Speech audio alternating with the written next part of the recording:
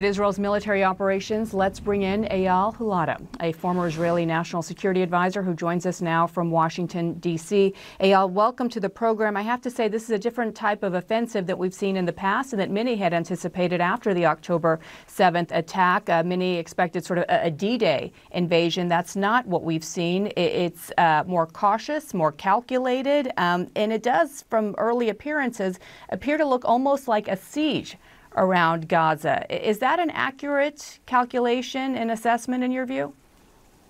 So first of all, thank you, Bianna, for having me on your show. I'm honored to be here. I think the description that you put on the way that the IDF is deploying its forces is quite accurate. This war that has been imposed in Israel almost 4 weeks ago put the IDF in a very difficult situation. Clearly, we're in total surprise, and there was time needed to recreate the plan so that it will be effective and relevant for the traps that clearly Hamas has put up for our soldiers, and also to plan a way where we can be effective while not breaking all of the rules. I've heard the item just before that was put there. Of course, I have no details about the blast in northern Gaza, but you've seen from the outset that the IDF has clearly delivered this message that we need to operate against Hamas.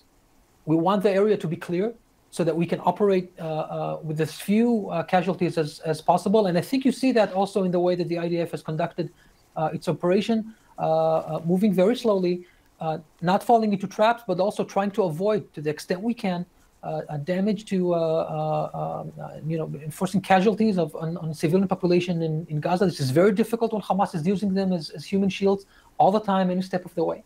But this is clearly the way we're operating. And it's a multi-pronged objective here. Obviously, the goal, as Israel has put it, is to annihilate Hamas, destroy Hamas, rescue the hostages, and we know that number seems to be increasing every day, over 230, I believe now, and to minimize any civilian casualties. As we just heard, and as you've noted from the report, as we're digging deeper into this news out of this village in northern Gaza, I mean, are these objectives something that Israel can achieve? So it's very difficult to achieve all of those objectives together. That is true. And Israel is in a situation where, on the one hand, we cannot surrender to Hamas.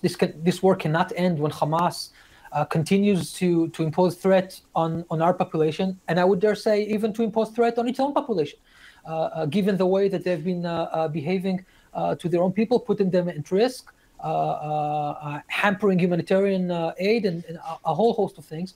The hostages issue is an open wound in Israel society. We need to understand, I'm sure the audience can understand, they've seen the pictures of babies and elderly snatched from their homes into Gaza, and we need to have them all back, all of them back. And there's another thing, Bianna, that we need to take care for. Looking into the future, we need to restore security, but also sense of security to our own population.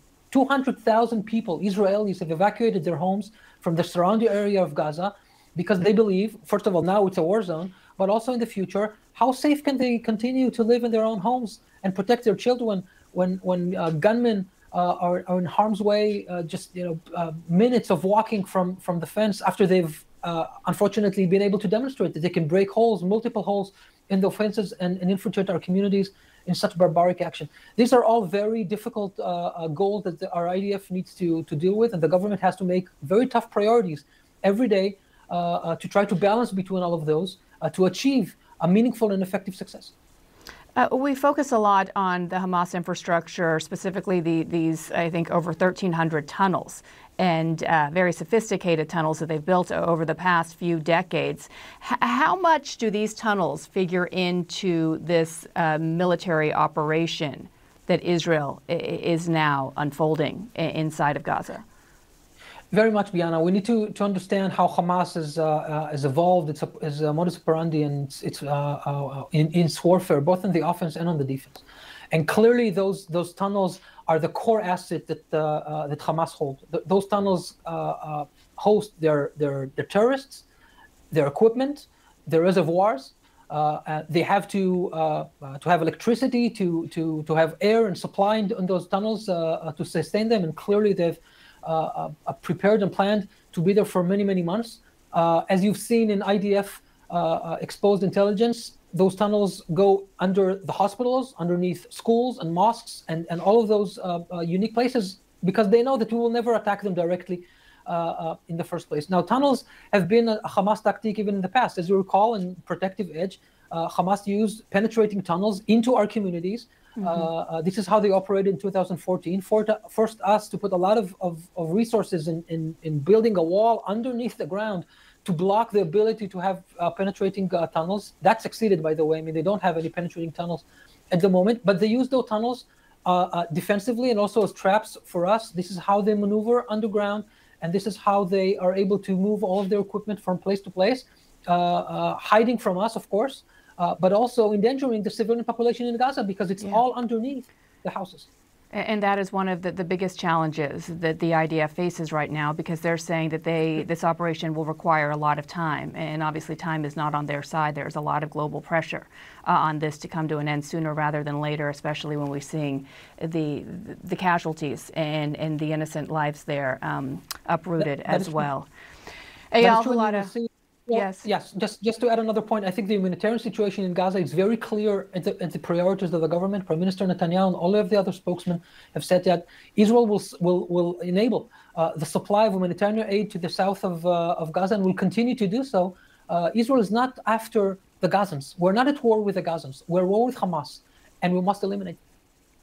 Eyal Hulata, former Israeli National Security Advisor, thank you so much for your time. Thank you, Bianna. We'll be right back with more.